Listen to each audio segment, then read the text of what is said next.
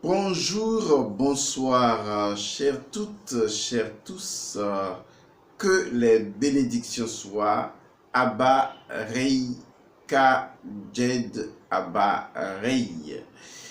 Otep, Otep, Otep à vous tous qui me suivez en ce moment sur notre chaîne à nous tous, sur votre chaîne, la chaîne de El Mancio Godson. C'est avec un réel plaisir que je vous retrouve encore aujourd'hui pour partager une nouvelle connaissance. Aujourd'hui, nous allons parler d'un sujet que j'estime important. Je l'espère que ce sera le cas pour vous. Mais bon, chacun jugera de ce sujet, appréciera ce sujet selon ses priorités. Parce que nous agissons dans la vie, chacun en tenant compte de nos priorités. Il y a des choses qui ne sont pas prioritaires pour nous pour le moment. Il y en a d'autres qui le sont. Et il y en a certainement qui reviendront et redeviendront prioritaires. De toute façon, nous sommes dans la vie, dans l'existence, comme un jongleur éternel. Vous connaissez les situations de cirque où on parle souvent des jongleurs. Donc nous sommes là en train de jongler avec les billes, c'est-à-dire avec les différentes situations. L'essentiel, ce serait justement de ne pas se confondre à ces situations. Ce qui est intéressant avec la jonglerie, ce qui est intéressant avec le jongleur, c'est qu'il a plusieurs objets de différentes tailles et de différentes natures certainement. Et le voilà qui jongle avec tous les éléments. J'ai toujours aimé donner cet exemple. Lorsque je faisais des cours en présentiel à mes étudiants, je leur donnais toujours cet exemple. Et je crois que beaucoup ne comprenaient pas vraiment ce que je voudrais dire. Mais je n'arrête jamais de répéter cela. Et j'espère que certaines personnes auront, en suivant cette vidéo, l'intuition de pouvoir comprendre, accéder instantanément à la compréhension de ce que j'appelle le jeu du jongleur. Vous savez, lorsque quelqu'un veut jongler, lorsque le jongleur veut jouer de son art, ce qu'il fait, c'est qu'il commence peut-être d'abord avec 2 objets, ensuite il passe à 3 objets, et des fois c'est des objets différents. On peut partir sur ce principe-là, et ensuite il prend un autre objet, et il passe carrément de 3 à 4, à 5, à 6, à 7, et il peut aller jusqu'au-delà, c'est-à-dire à 10 objets, à 20 objets, et même encore plus. C'est quelque chose qui m'a toujours impressionné, parce que le jongleur, en fait, il ne fait aucun effort. Il entre chaque élément dans une musique. Il entre chaque élément dans une forme de rythme. Vous voyez, il a un rythme et il trouve toujours de la place à un autre objet. Il part d'abord sur 2 objets. Ensuite, il le fait entrer, vous lui donnez un autre objet, il le fait entrer dedans. Et il fait encore entrer un autre objet. C'est vrai que du point de vue de la grandeur, on a comme l'impression que les choses grossissent, c'est-à-dire le cercle ou la figure géométrique tracée par sa jonglerie grandit ou s'accroît. Mais une chose va au-delà de cette perception de la grandeur, c'est le rythme. Le jongleur trouve son rythme, le rythme auquel il fait passer les objets, il attrape les objets. Et s'il le fait de façon circulaire, ce qui est la méthode la plus facile, il envoie les objets pendant que l'autre objet vient, il passe à un autre objet. Vous voyez, c'est un jeu formidable, c'est un jeu très intéressant. Quand on regarde vraiment ce jeu, on y trouve la vérité sur comment régler les problèmes de la vie. Je vous assure, c'est ainsi qu'on règle les problèmes de la vie, comme un véritable jongleur. C'est vrai, je ne vous dirai pas de jongler avec votre emploi, avec les problèmes de votre famille ou de votre vie de couple ou des problèmes financiers. Ce n'est pas de ça que je parle. Ce dont je parle, c'est votre état émotionnel, votre état d'esprit. Comment est-ce que cela fonctionne au moment où vous rentrez dans ce que vous appelez les problèmes, les défis ou ce que moi je vais appeler le jeu de la vie. Voilà, c'est très simplement cela. Et donc, dans ce jeu, il faut jouer. Et pour jouer, il faut connaître les règles. Et la règle, il faut la définir soi-même. Il ne faut pas attendre que d'autres règles viennent à vous. Il y a des lois universelles desquelles vous pouvez tirer vos règles à vous et vous imposer votre règle pour pouvoir régler vos problèmes. Et c'est ce que fait le jongleur. Le jongleur sait qu'il y a une loi universelle qui est appelée la loi de l'équilibre. Il sait également qu'il y a une loi universelle qui est celle de l'harmonie. Il connaît ces lois. Il sait que les choses doivent être rythmées, comme quelqu'un qui joue d'une certaine musique. Eh bien, qu'est-ce que le jongleur fait? Il commence d'abord à manipuler deux objets et il fait passer l'objet d'une main à une autre selon la main ou selon la dextérité de ses mains. Et ensuite, il passe à trois objets et il le fait, mais il maintient un rythme donné. Et bien, il passe à quatre objets. Alors, ce qui est intéressant dans cette histoire et qui est formidable, c'est d'abord le principe de détachement. C'est-à-dire qu'il n'est attaché à aucun objet. C'est très fondamental. C'est la première étape pour pouvoir gérer votre problème. Vous devez vous détacher de votre problème, de votre défi, de votre situation. Vous devez vous en détacher émotionnellement. L'erreur, c'est de penser que plus on s'inquiète pour les problèmes, plus on est préoccupé par les problèmes, plus on est en colère, on est frustré, plus on est dans le regret, plus on est dans ce tamas d'énergie multiple. Vous avez comme l'impression que plus vous prenez les choses avec souci, eh bien, vous vous dites, oui, c'est là que je vais vraiment bien les régler. Et là, vous vous trompez. Vous voyez, l'expression prendre une chose à cœur, c'est vrai, on pourrait la comprendre dans ce sens, où la chose, au lieu d'être vraiment comprise, au lieu de lui trouver une place dans un rythme de jonglerie, eh bien, vous laissez la chose affecter le rythme de votre cœur. Et à partir de ce moment, vous perdez pied, vous perdez l'équilibre. Et donc, il faut être comme un jongleur. Et comme je le disais tantôt, il ne s'agit pas de jongler avec les problèmes ou de jongler avec votre vie. Mais non, il s'agit d'un état d'esprit du jongleur. Parce que ce que le jongleur fait, c'est que tout simplement, il ne s'attache à rien du tout. Il vit dans le détachement. Il prend chaque objet au moment où il arrive et il le fait passer dans le rythme. Il prend chaque objet au moment où il arrive, il le fait passer dans le rythme. Et ça, c'est très important, ne pas être attaché. Vivre dans le va-et-vient, c'est-à-dire dans le détachement émotionnel face à ces problèmes. Parce que si vous ne vivez pas dans le détachement émotionnel face à vos problèmes, vous allez vous identifier immédiatement à vos problèmes. Parce qu'il y a, au niveau de votre émotion, une tendance que celles-ci ont de vouloir se fondre et de se confondre avec ce qui, en réalité, les attire ou ce qui les prend, en fait. C'est-à-dire que vous avez un problème de l'électricité, et bien, automatiquement, votre émotion cherche à fusionner. Parce que c'est une dimension fusionnelle, votre émotion. Votre émotion veut rentrer tout de suite en empathie, veut rentrer tout de suite dans faire mouvoir la chose. Et pour faire mouvoir quelque chose, il faut se fondre à la chose. Il faut lui fournir de l'énergie. Et donc, c'est ce que vos émotions font.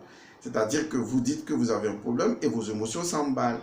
Et quand vos émotions s'emballent, eh bien, vos émotions se fondent, ou se confondent à la chose. Et naturellement, vous devenez la chose sans vous en rendre compte. D'ici là, vous constatez que vous n'arrivez plus à vous détacher. Parce que vous n'avez pas fait la différence entre les choses que vous êtes en train de manipuler et vous-même. Vous êtes confondu à la situation, vous êtes confondu au problème, vous êtes confondu au défi que vous voulez relever. Et ça, c'est ce que le jongleur ne fait pas. Il ne se confond pas aux objets qu'il manipule, parce que, justement, chaque objet passe d'une main à une autre. Et d'ailleurs, les mains sont le prolongement du cœur. Et donc, chaque objet passe d'une main à une autre. Et il manipule. quand l'objet arrive, il lui accorde toute son attention, mais il fait passer l'objet et il prend un autre objet. En fait, il observe la scène d'un point de vue complètement détaché. Il a une vue en surplomb sur les choses. Il est très concentré sur l'ensemble de son œuvre, vous voyez, mais il voit cela comme un tout. Il ne prend pas parti émotionnellement par rapport à un objet. Autrement, si un objet attirait vraiment régulièrement son attention, eh bien, il serait complètement déséquilibré. Et c'est ce que nous faisons. C'est-à-dire que nous ne voyons pas le grand tableau. Nous ne voyons qu'un objet. Lorsqu'un problème se pose à nous, au lieu de prendre du recul, parce que quand on prend du recul, c'est pour mieux voir le tableau, justement. C'est pour voir le tout du tableau. Mais là, c'est pas ce que les gens font. Ils reculent, mais ils ne voient pas le tout du tableau. Il faut voir que la situation que vous avez actuellement fait partie, disons, je vais appeler cela, d'un mécanisme plus grand. En réalité, cette situation dépend elle-même d'une autre situation qui dépend d'une autre situation. Et en fait, cela forme un peu comme une galaxie. Vous voyez, c'est comme le jongleur qui joue. Vous voyez, il est le centre, il est le soleil. Et il fait tourner les objets comme les planètes qui tourbillonnent autour de lui. Et donc, en réalité, c'est une galaxie, si on peut ainsi le dire. Alors, il va sans dire alors que votre problème, si vous l'isolez de l'ensemble des autres planètes constituant les objets de votre jeu, eh bien, vous allez être simplement obnubilé et vous n'allez pas voir que c'est un élément d'un ensemble de mécanismes. Et c'est ce que le jongleur nous apprend. Il nous apprend que chaque objet qui passe dans sa main est tout simplement une parcelle d'un ensemble. Et lui, il n'est pas attaché à un objet en particulier, mais il voit l'ensemble du tableau. C'est pourquoi on dit qu'il faut reculer pour mieux sauter ou avoir une vue en surplomb sur la situation. Et ça, c'est très délicat pour que beaucoup de personnes comprennent de quoi nous sommes en train de parler. Parce que ce n'est pas comme ça qu'on a l'impression que notre vie est en train d'être gérée. Par exemple, j'ai un problème avec ma femme ou avec mon mari. Et ce problème, au lieu de me prendre émotionnellement et que je puisse entrer directement dans ce problème, me fondre dans ce problème et être préoccupé par ce problème, eh bien, qu'est-ce que je fais? Naturellement, je fais comme le jongleur. Eh bien, je fais passer le problème ailleurs et j'en prends un autre justement. En fait, le mot problème même pose problème. Mais bon, vous comprenez ce que je veux dire.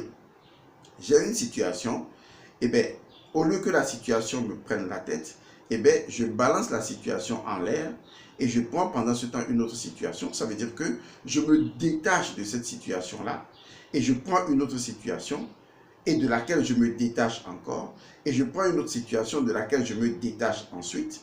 En fait, je pratique le détachement à l'endroit de toutes les situations, de telle sorte que aucune situation ne prend en otage mes émotions. Oui, c'est ça justement le mot. Parce que lorsqu'une situation prend en otage vos émotions, vous devenez l'esclave de cette situation, vous devenez esclave de ce problème. Et votre capacité à le résoudre, vous n'en aurez plus, puisque en ce moment-là, toute votre énergie est pompée. Toute votre énergie est vidée par la situation, par le problème en question. Puisque le problème a besoin de votre énergie. Et donc, c'est laquelle des énergies vous lui fournissez qui est importante. De toute façon, si le problème possède en lui-même, d'accord, un élément de survie, comme toute chose qui existe d'ailleurs possède un élément de survie, le problème va vouloir subsister. Et pour subsister, le problème a besoin de votre énergie. Maintenant, quelle énergie vous lui fournissez? Si vous lui fournissez de l'énergie qui renforce le problème, eh bien le problème ira en se renforçant. Mais si vous lui fournissez une énergie qui améliore la situation, eh bien l'énergie va améliorer la situation. Mais si, entre autres, vous lui fournissez d'abord une énergie de détachement, c'est-à-dire que vous vous en détachez, eh bien la situation ne prend plus vos émotions en otage et vous ne lui fournissez plus de l'énergie négative. Et en ce moment, vous avez le contrôle sur la situation, vous avez la maîtrise sur la situation. Et donc, quand vous avez un problème, excusez le mot problème, quand vous avez un problème dans la vie, eh bien, justement, détachez-vous de lui. Et la meilleure façon de se détacher de ça, eh bien, comme nous le montre le jongleur, c'est de prendre une autre chose dans sa main, vous voyez, et ainsi de suite une autre chose dans sa main, et de revenir encore naturellement à ce problème. Ça ne veut pas dire qu'il faut le jeter. Il faut y revenir, comme le jongleur fait passer les objets. En fait, il faut montrer à la situation, tout simplement, que vous l'introduisez dans un rythme temporel. À savoir, oui, je suis concerné par ça, mais je suis également concerné par autre chose. Et après, je suis concerné par autre chose. Et après, je suis concerné à nouveau par toi. Ce qui permet justement à ce recul-là de mieux réfléchir sur la situation parce que vos émotions ne sont pas prises en otage par la situation. Réfléchissez bien à ce mot. À partir du moment où vos émotions sont prises en otage, vous êtes foutu, vous êtes perdu. Il ne faut pas qu'une situation, quelle qu'elle soit, prenne vos émotions en otage. Parce que quand une situation prend vos émotions en otage, c'est elle qui devient votre maître. C'est elle qui vous contrôle, c'est elle qui vous manipule. Et elle a cette manie-là de vous manipuler parce que c'est justement un problème et c'est sa nature. Mais si vous ne lui fournissez pas cet attachement-là, surtout émotionnel, eh bien la situation n'aura pas d'emprise sur vous. Elle ne vous prendra pas la tête. Donc, rappelez-vous vraiment de l'histoire du jongleur et commencez à considérer chaque problème de votre vie comme un objet avec lequel vous allez jongler parce que vous allez l'introduire dans un rythme que vous contrôlez, vous, que vous gérez, que vous maîtrisez. Vous voyez, c'est vous qui maîtrisez le rythme, c'est vous qui impulsez le rythme, n'est-ce pas, à la situation ou à l'ensemble de votre galaxie. Vous faites passer une planète après une autre parce que c'est vous, le soleil, de par votre masse infinie et illimitée, c'est vous qui imposez, n'est-ce pas, un rythme circumambulatoire aux éléments qui tourbillonnent autour de vous. Et c'est vous qui décidez de comment vous les faites rythmer. Et vous prenez une et vous passez à une autre chose. Vous prenez une, vous passez à une autre chose. L'avantage, c'est qu'en se détachant de ce genre de situation, vous donnez déjà l'idée. Vous voyez, vous donnez l'énergie, vous donnez la vibration. En fait, en ce moment, vous fournissez le sentiment, n'est-ce pas, à la situation qu'elle va ou elle doit se résoudre. Alors que si la situation vous prend en otage, eh bien, elle ne pourra pas se résoudre. Mais quand vous vous en détachez, eh bien, elle est obligée de se trouver une solution parce que émotionnellement, vous ne lui fournissez plus une énergie de prise en otage par laquelle la situation pourrait justement vous vampiriser. Parce qu'elle est là pour vous vampiriser. Mais quand elle ne peut plus vous vampiriser, eh bien, elle commence donc à s'atténuer dans son énergie et à se dissoudre d'elle-même. C'est pourquoi il faut lui donner le temps. Il faut justement le lancer passer à autre chose. Le fait de passer à autre chose, c'est ce qui est important pour votre mental parce que ça permet à votre mental de trouver lui-même une solution ou carrément de transcender le mental et de laisser votre intuition vous faire parvenir la solution puisque l'intuition, c'est justement la dimension du détachement. Vous avez bien compris. Mais ce n'est pas à cela que je veux arriver parce que j'en parle, vous m'entendez, vous me comprenez peut-être, mais vous allez vous demander, mais comment tout ce processus-là pourrait éventuellement marcher? Eh bien, je vais vous le dire, ce processus pourrait éventuellement marcher si vous connaissez ce qu'on appelle la méditation. Oui, bingo, vous avez compris, la méditation. Il est très important de méditer. La méditation est vraiment importante. Si vous ne méditez pas, vous ne pouvez pas faire évoluer votre énergie spirituelle. La méditation permet à votre énergie spirituelle d'évoluer. La méditation permet à votre énergie spirituelle de croître. Si vous ne le faites pas, vous ne pourrez pas faire croître votre énergie spirituelle. Il est important que cela entre vraiment dans votre tête. Parce que nous sommes dans un monde aujourd'hui où les gens ne méditent plus. C'est vrai, la méditation, ce n'est pas la prière telle que vous la comprenez, pas du tout. La méditation est un exercice que l'esprit fait sur l'esprit, à travers l'esprit. Et ça, c'est ce qu'on appelle le chemin de l'éveil.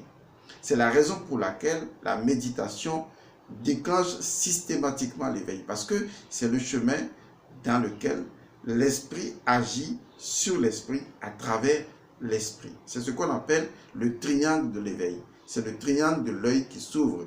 C'est l'œil à l'intérieur du triangle. C'est l'œil d'Horus. C'est la clé fondamentale de la méditation. La méditation produit l'éveil. Pourquoi la méditation produit l'éveil? Parce que justement, c'est à partir de l'éveil qu'on médite. Il est très important de comprendre également cette dimension de la chose. On ne médite pas à partir de l'ignorance, on médite à partir de l'éveil. Et quand on médite à partir de l'éveil, eh bien, on est fondamentalement éveillé. Je sais que cela peut ressembler, je ne sais pas, à une confusion, d'accord? Mais je vais vous clarifier les choses de façon plus simple. Alors, la méditation marche bel et bien avec un autre mot. Oui, les gens pourraient ne pas le comprendre, mais je lui trouve ce mot très synonyme, même si apparemment les deux sont complètement à deux extrêmes opposés. Mais comprenez que même les extrêmes se touchent, d'accord? Alors, quel est ce mot qui peut valablement remplacer la méditation? Alors, ce mot qui peut remplacer la méditation, eh bien, je l'ai trouvé dans le récit, dans la formule incantatoire associée, n'est-ce pas, à Hermès Trismégis, concernant donc la pierre d'émeraude, la table d'émeraude. Ce qui est en haut est semblable à ce qui est en bas, ce qui est en bas est semblable à ce qui est en haut, etc. Tout ça. Vous savez, le mot, c'est la médiation. Le mot méditation et le mot médiation sont très liés ensemble, absolument liés ensemble. Alors, il est vrai que tout le monde n'a pas fait un cours de médiation, mais en réalité, c'est véritablement un cours de méditation. Quand moi j'ai fait ma formation en médiation pour devenir un médiateur, je vous assure, j'avais déjà très bien compris que vous ne pouvez pas être un bon médiateur si vous n'êtes pas un bon méditant. Si vous ne savez pas être un bon méditateur, excusez-moi le mot, vous ne serez pas un bon médiateur. Parce que les deux mots-là sont très liés ensemble. Méditation, médiation. Vous voyez, la médiation, c'est un ensemble de méthodes ou d'attitudes, de comportements, de principes, tout ce que vous voulez, qui consiste justement à résoudre, disons, un conflit, c'est-à-dire à amener des personnes, deux personnes déjà, à se mettre d'accord, à résoudre une situation à l'amiable en s'entendre. Alors, cela ressemble étrangement, symboliquement parlant, à la méditation. Parce que lorsqu'on entre dans la méditation, pour ceux qui savent méditer, pour nous qui savons méditer, nous sommes en processus de médiation. En fait, nous sommes le médiateur, mais pas le médiateur entre le monde des esprits et le monde des hommes. Ça, c'est de l'orgueil pur et simple. Pour ceux qui croient être médiateur de l'esprit entre les esprits et les hommes, c'est une bonne chose. Mais il faut d'abord être un médiateur pour soi-même d'abord. C'est pourquoi je disais tantôt que la méditation, c'est l'exercice que l'esprit fait en agissant sur l'esprit, à travers l'esprit. Il va sans dire donc que, quoi que vous fassiez, vous êtes naturellement un individu complètement divisé. Parce que le fait même de penser veut dire diviser. Penser, c'est diviser. Parce qu'au fond de nous, il y a ce qu'on appelle un conflit. Ce conflit peut venir de notre énergie yin par rapport à notre énergie yang. Ce conflit peut venir de ce avec quoi nous ne sommes pas d'accord, avec ce avec quoi nous sommes d'accord. Ce conflit peut venir justement de nos peurs, de nos frustrations, de nos regrets. Au fond de nous, si aujourd'hui nous parlons justement de méditer, c'est que nous sommes éloignés de quelqu'un. Nous sommes éloignés d'un point d'origine. Et ce point d'origine, justement, c'est nous-mêmes. Donc, la méditation est cette technique de médiation par laquelle l'individu va se réconcilier avec lui-même. L'individu va résoudre son propre conflit intérieur en étant son propre médiateur. Donc, vous êtes le médiateur entre vous et vous. C'est intéressant. C'est très intéressant. Vous êtes le médiateur entre vous et vous. Et ça, c'est le secret même de la Trinité de vous. Parce que vous êtes un individu, je m'amuse souvent à le dire, vous êtes la Trinité androgyne. Tout comme je dis, vous êtes l'unité androgyne. L'unité androgyne donne justement le 3. Parce que si vous voulez retrouver votre unité, vous voyez, vous êtes obligé de travailler avec deux personnes, c'est-à-dire avec vous et pas vous. Parce que justement, le problème qui fait que vous êtes un étranger à vous, c'est que vous êtes vous et pas vous. Il y a vous que vous semblez connaître, c'est ce que je dis, et il y a vous que vous ne connaissez pas. Il y a vous qui semble comprendre comment les choses marchent, et il y a l'autre côté où vous ne comprenez pas comment les choses marchent. Il y a vous que vous appelez le connu, il y a vous qui êtes inconnu. Il y a vous que vous avez certainement cerné, mais il y a vous que vous ne cernez pas. Et ça, jusque-là, il ne s'agit pas des problèmes, il s'agit de vous. Et quand vous comprenez que la méditation est la médiation, c'est-à-dire être le médiateur entre vous et vous-même, eh bien, vous commencez à avoir les qualités d'un bon médiateur. Et la première qualité d'un bon médiateur, c'est l'humilité. Vous devez vous approcher vous-même avec humilité. Parce que vous venez avec un esprit vierge, avec un esprit innocent, un esprit qui n'anticipe pas sur les choses, à savoir, c'est lui qui a raison et lui il a tort, ou c'est lui qui a raison et l'autre. Non, ça ne fonctionne pas comme ça. Vous venez avec humilité, parce que vous vous approchez vous-même avec humilité. Vous devez faire preuve d'humilité envers vous-même. Vous devez vous approcher vous-même avec humilité. C'est très important. Parce qu'en réalité, pour vous dire la vérité, vous ne vous connaissez pas. Et c'est ça qui doit vous rendre vraiment humble. Parce que c'est très important. Si vous croyez vous connaître, vous ne pouvez pas méditer. Vous ne réussirez pas votre méditation. Vous devez partir du principe que il y a beaucoup de choses de vous que vous ignorez. Vous connaissez votre nom, vous connaissez votre histoire, comme vous le supposez, mais vous croyez que le fait de connaître votre nom et de connaître votre histoire signifie que vous vous connaissez. C'est complètement faux. Lorsqu'on arrive dans un milieu où on n'a pas accès encore à la totalité du savoir, eh bien, on est humble. Donc, vous devez être humble envers vous-même. Et cette humilité envers vous-même, en tant que médiateur qui va vers vous pour résoudre vous par rapport à vous, c'est une qualité formidable. L'autre qualité que vous avez déjà devinée et qui est très importante, c'est la capacité d'écoute. Cela veut dire qu'un bon médiateur doit être fondamentalement à l'écoute. Vous savez, la clé de la méditation, justement, c'est écouter. Oui, écouter. Et quand je dis écouter, c'est vraiment écouter. Vous voyez, ce n'est pas faire semblant d'écouter, mais c'est écouter. L'écoute fait appel à la présence. C'est-à-dire, je suis présent et j'écoute les mouvements de mon corps.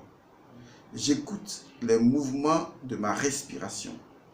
J'écoute les moindres replis de mon corps.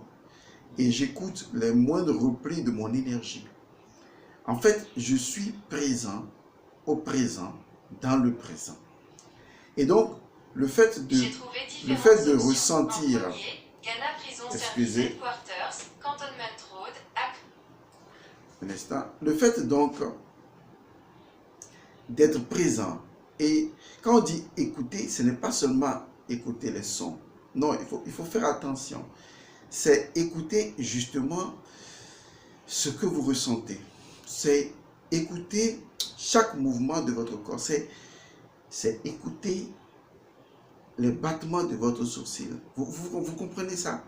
C'est écouter, disons, les replis de votre vêtement. Vraiment, écouter. Et ça, c'est quelque chose qu'on devrait pouvoir vous enseigner quand vous voulez vraiment réussir votre méditation. Écoutez.